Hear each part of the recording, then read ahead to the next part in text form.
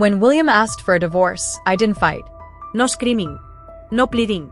Just a quiet nod. I signed the papers and let him go. That night, he celebrated his newfound freedom with her, his mistress, at the very restaurant where we'd celebrated every anniversary. I walked in calm, collected. My heels clicked against the marble like a metronome of control. I stopped at their table, smiled, and slid the envelope across.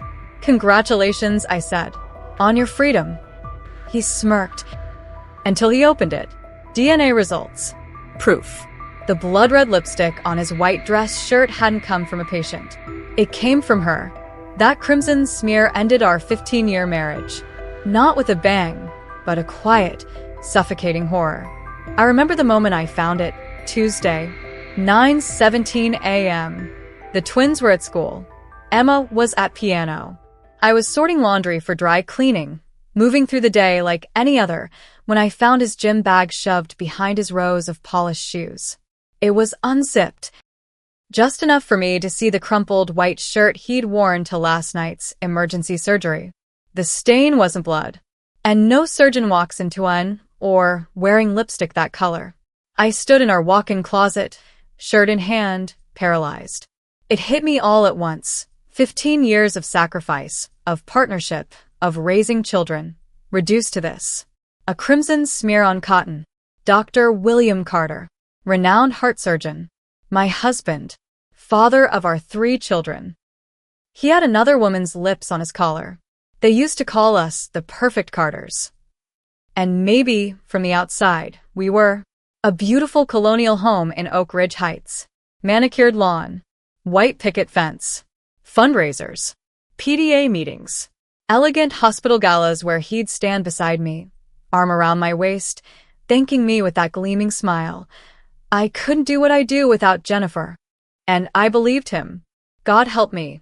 I believed every word. But now I saw it for what it was. A performance. There were signs. I see them now. He worked later. Claimed the hospital was understaffed. More weekend golf. Fewer real conversations. Everything became practical. Calendars, carpools, school forms. No depth. No intimacy. When he was promoted to chief of surgery last spring, I threw him a surprise party. He smiled for the crowd, then berated me that night for making him look unprofessional. Slept in the guest room. Said he was exhausted. I chalked it up to pressure. Told my sister he just needed space. Men in power often change, she warned. I waved it off. Blamed her bitterness. I tried harder. New lingerie. Scheduled date nights. Researched every magazine trick to keep the spark alive. He sat through them with the enthusiasm of a bored house guest, scrolling through his phone. One night, over dinner, I asked, "Are we okay?" He didn't even look up. "Just tired, Jen. Complicated case." Then he'd vanish into his office, whispering behind a closed door until midnight. I believed in trust. I believed in boundaries. I never checked his phone. That was something insecure women did. Not me. Not Jennifer Carter. The perfect wife. Until our 15th anniversary. I wanted to surprise him. A weekend in Napa. I needed to check his schedule. His phone was on the counter while he showered. One quick glance. That's all. A text popped up. Dr. Rebecca Harrington. Last night was amazing. I can still feel you. When are you leaving her? My hands trembled as I opened the thread. Dozens of texts. Then hundreds. 8 months worth. Photos. Plans made while I was driving Emma to piano, baking cupcakes for the twins class, running his dry cleaning. William. She's planning a big anniversary thing. Rebecca. Poor thing. Still thinks there's something to celebrate. I didn't scream. I didn't cry. I just made his coffee like I always did. Kissed him goodbye. Then I locked myself in the bathroom and vomited until my body was empty. That night, once the kids were asleep, I asked him, calmly, "Are you sleeping with Rebecca Harrington?" He didn't even blink. Took off his watch. Set it on the nightstand. Yes. How long? Does it matter? His voice was cold. Unrecognizable. I want a divorce, Jennifer. He said it like he was ordering takeout. Calculated. Final. Why? I whispered. I've outgrown this life. He looked around our bedroom like it was a prison cell. I've given 15 years to this marriage. I'm 45. If I'm starting over, it has to be now. I stared at him, stunned. We built this life together. He laughed. Sharp. Pull. I save lives. What do you do, Jennifer? Bake cookies? Organize my sock drawer? He said it like my life, our life, was small, worthless. That night, he slept in the guest room. I lay in bed, staring at the ceiling, dissecting every year, every moment, wondering what had been real. At dawn, he left without a word. On the kitchen counter was a business card. His lawyer. That was the end of the illusion. The cracks had always been there. I'd just been too busy patching them to see the whole house was collapsing. But what I didn't know, what I couldn't have known, was that the affair was only the surface, a symptom. The real betrayal was deeper. Hidden. And it would upend everything I thought I knew. The next day, I met with Patricia Winters, the most feared divorce attorney in Oak Ridge Heights. Her first instruction was simple: document everything. That night, after tucking the kids into bed and telling them Daddy was working late, I opened the home safe. 15 years of records, tax returns, bank statements, investments. And then I saw it. Withdrawals. $5,000 here. $7,500 there. Sometimes $10,000. Each transaction marked Riverside Holdings. Nearly $250,000 had vanished over 2 years. The next morning, I called the bank. Riverside Holdings was a limited liability company, registered in William's name. That's where the trail ended. I slid the statements across Patricia's desk. Is this normal? She barely blinked. Unfortunately, yes. But this feels deliberate. Long-term. Then she mentioned a name. Dr. Nathan Brooks. Former colleague of your husband. Left the hospital under unusual circumstances. He might know something. I remembered Brooks. Quiet. Kind. Always seemed uncomfortable at parties. Then one day gone. William had said it was professional differences. It took 5 calls to track him down. A small family clinic 40 miles out. The receptionist was hesitant until I said William's name. She put me through immediately. Mrs. Carter, he said. I've been expecting your call. We met at a cafe halfway between.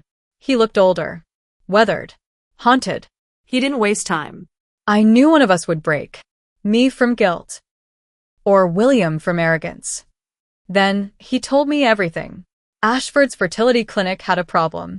Failed IVF cycles. Too many. He'd noticed inconsistencies in lab results. Specimens switched. Reports altered. My stomach dropped. We'd done 3 rounds for the twins. 2 for Emma. Every failure had wrecked me. Every success was a miracle. He kept going. The clinic director, Dr. Mercer, had falsified results, manipulated data, substituted embryos, all to protect the clinic's reputation. And William? He wasn't just aware. He was involved. That's impossible, I whispered. My voice cracked, barely there. William wanted children. We both did.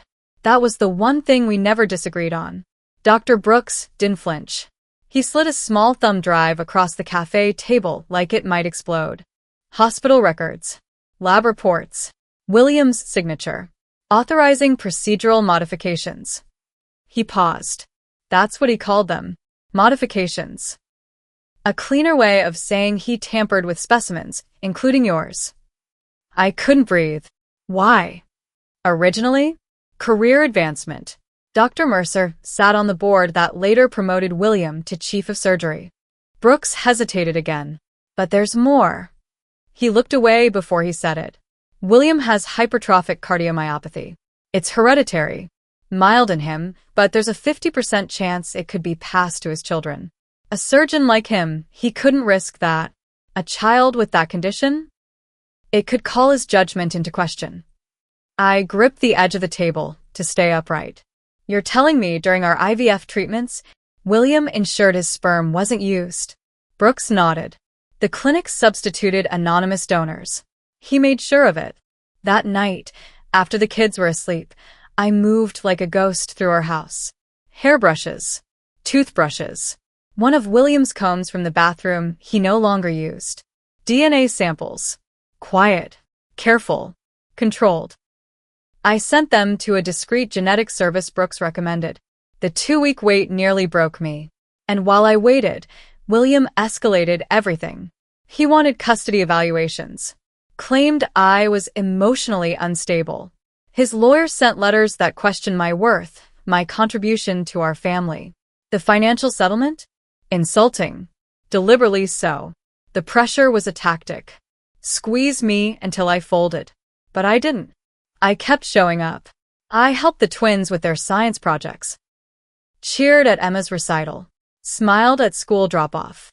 When people asked where William was, I answered like every other surgeon's wife. Hospital shift. You know how it is.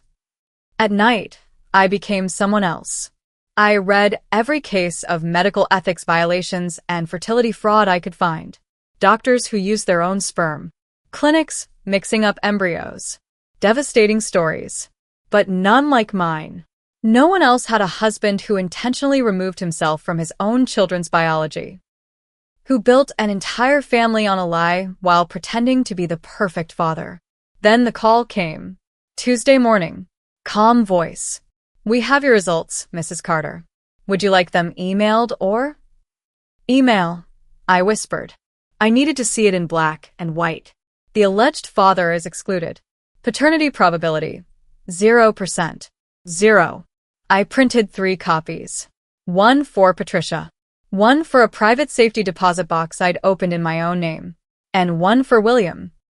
Slipped inside a cream-colored envelope bearing Ashford Medical's logo. I'd taken it from his office weeks ago while pretending nothing was wrong.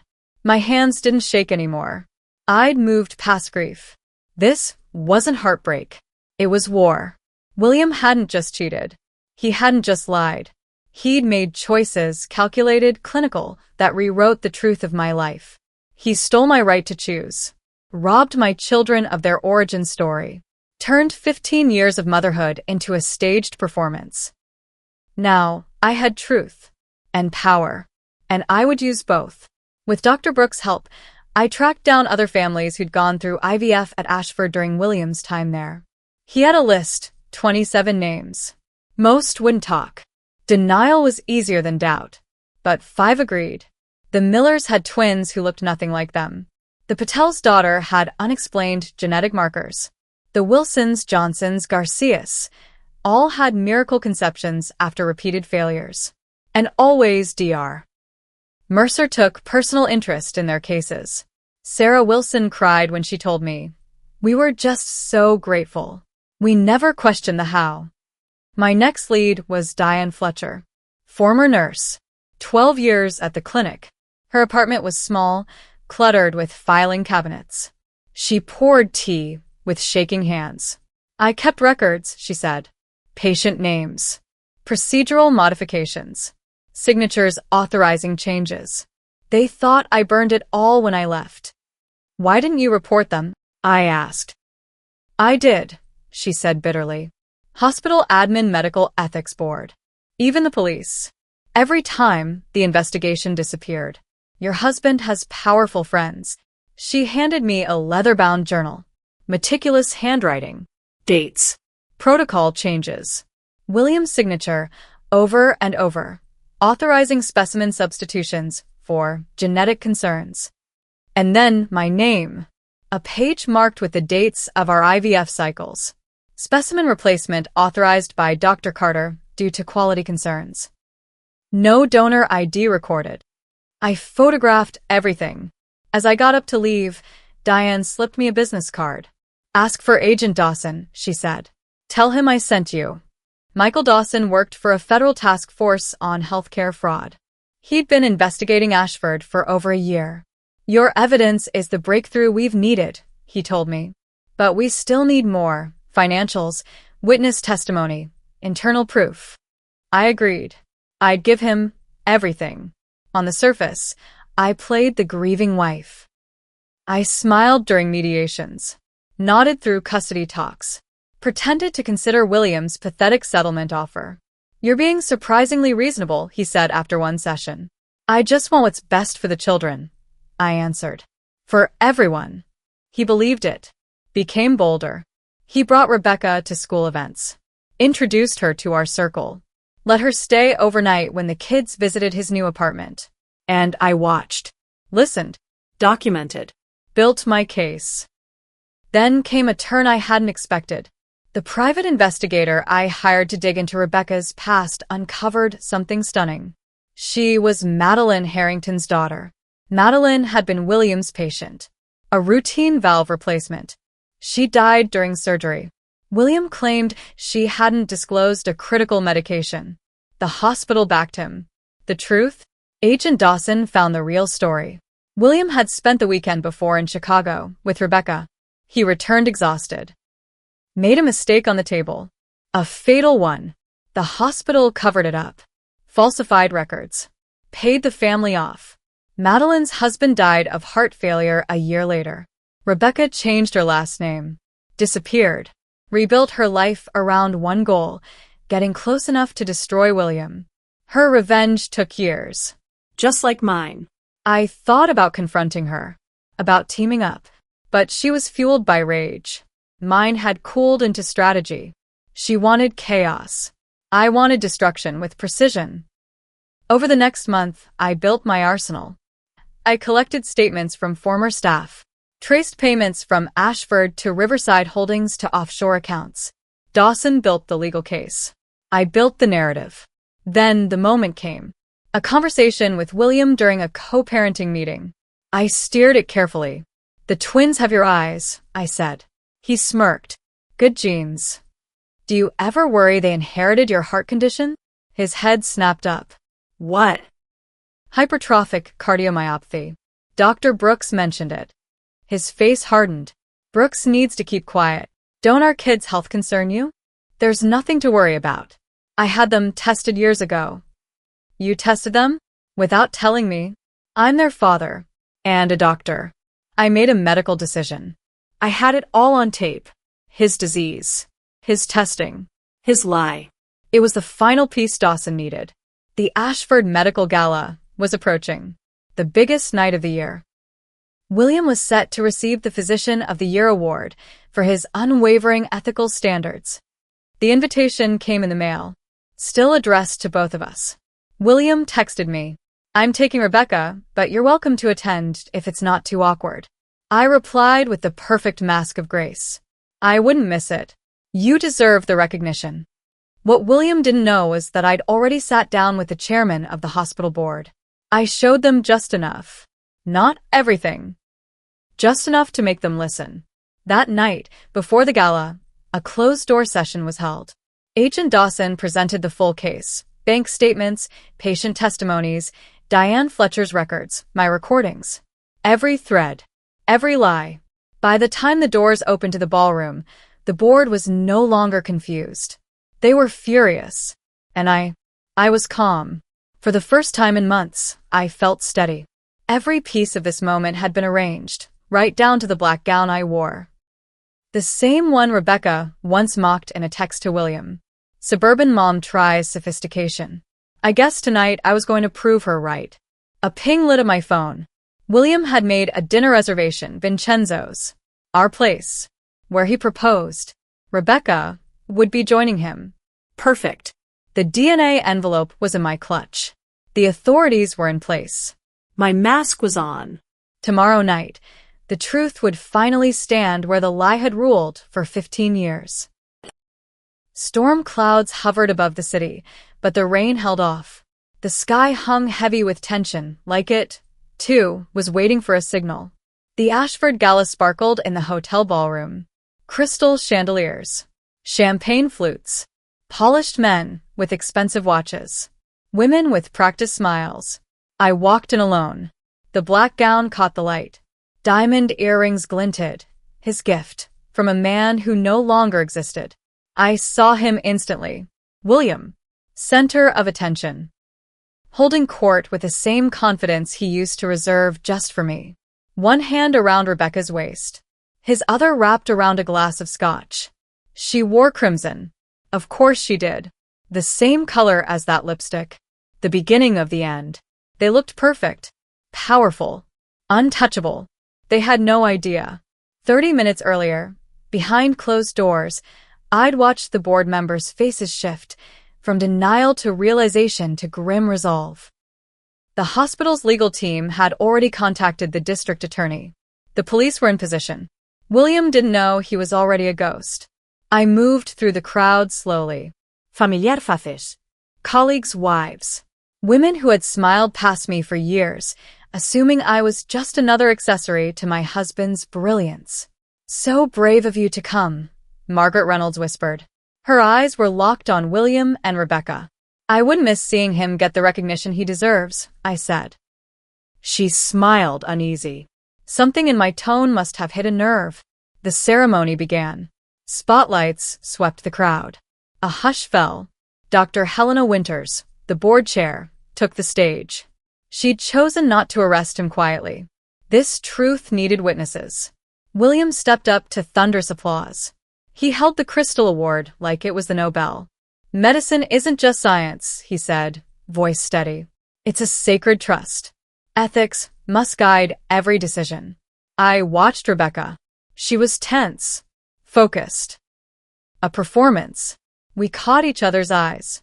For a second, everything dropped away. We didn't smile, didn't flinch, just understood. Two women, two truths, and one man who ruined them both. After the applause faded, William and Rebecca left for Vincenzo's. I followed 20 minutes later. The restaurant was just as I remembered. Candlelight. White tablecloths. Soft notes of Italian opera in the air. The maitre d' recognized me at once. "Mrs. Carter, your husband said you might join." Of course he did. Either he was confident I'd beg for forgiveness, or he wanted one final humiliation. Either way, he handed me the stage. They were at our old table. By the window. The same view we'd shared on anniversaries. The 1982 Bordeaux sat between them, the one we drank on our 10th. William saw me first. His face twitched from surprise to smug satisfaction. Rebecca turned slowly, her expression smooth as glass. "Jennifer," William said, voice calm. Practiced. "This is unexpected, is it?" I stepped closer. "You told them I might come." He shrugged. "Courtesy. I didn't expect you'd actually show." Rebecca shifted in her seat. "Maybe I should give you two a moment." "Please stay," I said. My eyes met hers. "You've earned your place here. Or should I say, Rebecca Harrington." Her blood drained. Fast. William straightened. "What are you talking about?" "She knows," I said. "Don't you, Rebecca? Daughter of Madeline Harrington. The woman who died on your operating table, William. After a weekend in Chicago, with her daughter." William turned to her, stunned. "Is this true?" Rebecca didn't answer. She didn't have to. I slipped the cream envelope onto the table. "Congratulations on your freedom," I said. "You might find this interesting." William's fingers shook as he opened it. His face fell in slow motion, confusion, then horror. "This is impossible." "Is it?" I leaned forward. "You made sure your sperm was never used. You rewrote our family's DNA. You lied to me for 15 years. Rebecca looked between us, stunned. "What is she talking about?" "Nothing," William snapped. "Jennifer's just struggling." I stood straighter. "Then you won't mind explaining this to the board?" I nodded toward the entrance. Dr. Winters, several board members, and Agent Dawson. William paled. "You vindictive. Choose your next words carefully," Dawson interrupted. He stepped forward. Calm. Commanding. "Dr. William Carter, you are under arrest for medical fraud, financial crimes, and ethical violations under the Medical Practice Act." The room froze. Dinestarat. Glasses paused midair. Rebecca sat motionless. Her revenge swept into something larger than she'd ever planned. "You've been planning this," William hissed as officers cuffed him. "You played along, smiled, pretended. 15 years, William," I said. "You built a life on lies. I needed 3 months to take it apart. They led him away. Rebecca remained at the table, eyes on her wine. I didn't know, she said softly, about the children. I believe you. I stood. Your mother deserved justice, too. The weeks that followed were a storm. Headlines exploded. News anchors debated. Medical boards issued statements. Ashford's fertility clinic was shut down. Dozens of families came forward. DNA, betrayal, lawsuits. William's assets were frozen. A court-appointed accountant tracked every dollar. My children's future was protected by a trust funded by what he tried to hide. His license was suspended. He awaited trial. Then one morning, Dr. Brooks called. Ashford is creating an ethics oversight committee. They asked me to lead it. Congratulations, I said, genuinely. Actually, I told them I'd co-chair. With you. I blinked. Me? Your perspective matters. Your voice matters. I didn't answer right away. For 15 years, I'd been Jennifer Carter, wife of the surgeon. Now, someone wanted me for more. 6 months later, I met Rebecca again. Different restaurant. Neutral ground. The court cases had bound us in strange ways. 2 women, once enemies, now linked by survival. Do you regret it? She asked. Exposing everything? I paused. They'll learn the truth one day, I said. About their beginnings. But it won't change who they are. Or how much I love them. Rebecca nodded. Their foundation was built on lies, I added. But I chose truth. No matter how hard it is. That night, I stood at the doorway of my children's rooms. Watched them sleep. Safe. Home. The house William tried to force us to sell was still ours. Ours. And I felt it. Not satisfaction. Not even victory. Liberation. The illusion of the perfect family was gone. But in its place, something real had taken root. This was no longer William's story. No longer the lie he wrote for me. This was mine now. Messy. Honest. Unfinished. Mine.